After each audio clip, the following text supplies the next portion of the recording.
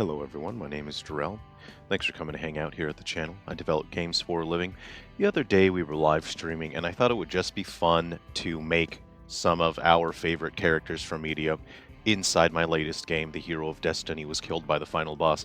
It's important to do things like this as an exercise. You should always push yourself to improve and to do more, and when you reach the end of the scope of your project, there's an opportunity to further explore your work. And these are not DLC. These are not characters that are going to be in the game, but I just thought this would be a fun way to just hang out with people. I can show you guys how my framework works, my workflow for developing games, and specifically characters in this. And so the characters that we have here, I started with Link, and in the live stream, people just recommended characters that they really liked. So we have a Link from the first Legend of Zelda. We have Rock Lee, Protoman, Samus, and Sylux. And let's go ahead and just run the game so we can see the characters working. So what we did was we created characters, and I used only the components that already exist within my game framework. And this was a fun challenge. This was just interesting, and that's important to me, is to keep taking on challenges and improving and to push my skills further. And this is just a really fun way to do it. It's a cool way to hang out with you guys. Let's first take a look at Link here. We'll run the game and we'll see how Link looks here. And this game, again, I'm not actually adding these characters to the game. I was just creating them within my game framework. So the game is currently available on Steam and the Switch eShop. And so we saw the characters just in the editor mode, and here is Link. So he has the sword, and he's just using all the items and the abilities that already exist within the game. So I'm not creating new abilities for this. I'm just creating the characters. Let's see, he's got something that functions a bit like a boomerang.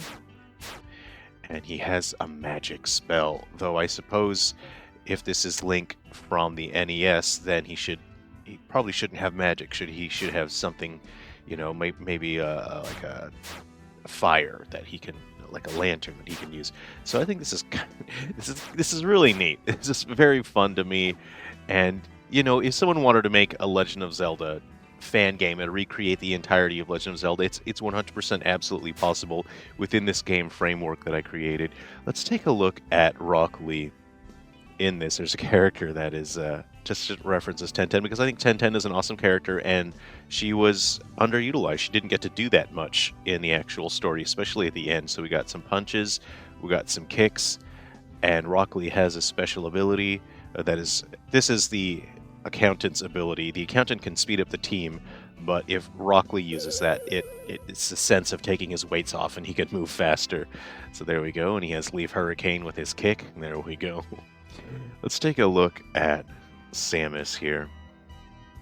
And we will do regular live streams, and we can just hang out, and you guys can request more characters, and we can talk about whatever while we build the characters. And I can give advice on game development. People can ask for tips or guidance when it comes to game development, art, and writing, or project management, which is extremely important.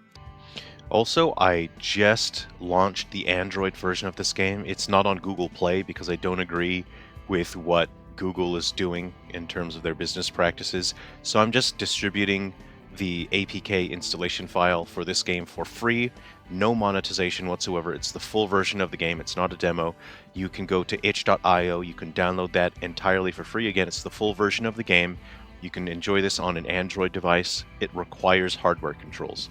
There are no touchscreen controls for this, so you can use a retro emulation device, or you can hook up a controller to your Android phone or tablet. So I hope you'll enjoy that. Head over to itch.io. You can download this and play this entirely for free on Android. Go for it. So here we have Samus. I made sure to make her quite tall. Samus in her power armor is quite tall. So she has a couple moves. She can either shoot the one, she can shoot one, or she can shoot three all in one go. And she has, I also gave her this beam here.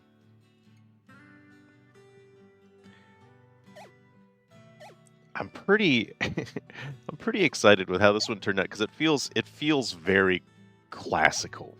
It's very, very 90s, these sort of soft round shapes that he has. But let's go ahead and take a look at Sylux. I was pretty surprised with how Sylux turned out. That was it was neat, you know, and this is such a fun process because I get to hang out with you guys, and you guys get to comment and make requests when it comes to the actual composition of the characters. And if you want to catch one of the live streams, just turn on notifications for the channel and it'll let you know. I don't have a set schedule, you know. I'm not trying to bait you into subscribing or anything like that. But if you want to hang out with me and request a character, and I'll make them in the game here, and we can just hang out. If you would like to try a copy of this game as well, you can send me a DM over on Instagram. I'll link that. I don't actually use Instagram, but we'll try and check for the DMs. But I'll send you a download code if you'd like a copy for the game for either Steam or a Nintendo Switch, or you can check it out there yourself if you want.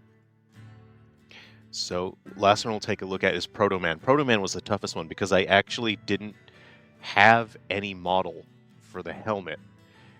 You know, it's this sort of this shape. I didn't have a model like that, so I had to use a number of different components, which is what my system is designed for. My system relies on the user, the developer, just using a bunch of different template pieces, components, and building stuff out of that. And I was able to get something that I think I think it's reasonable considering I didn't even have a helmet.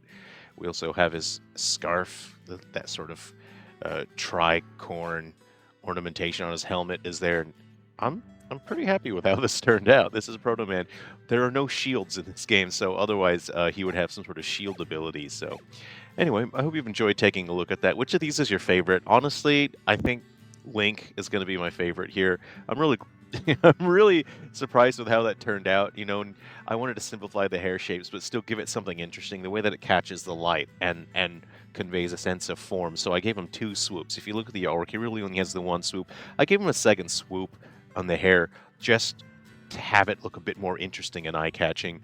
You want the characters to stand out and look interesting. You have NPCs, and NPCs have to have a baseline level of, they have to look a bit boring. The heroes have to have a little bit more complexity so they stand out. But especially with limited color palettes like this game uses only the 52 colors of the original NES, and it's dangerous using the color green because characters can blend into the grass in the background very easily.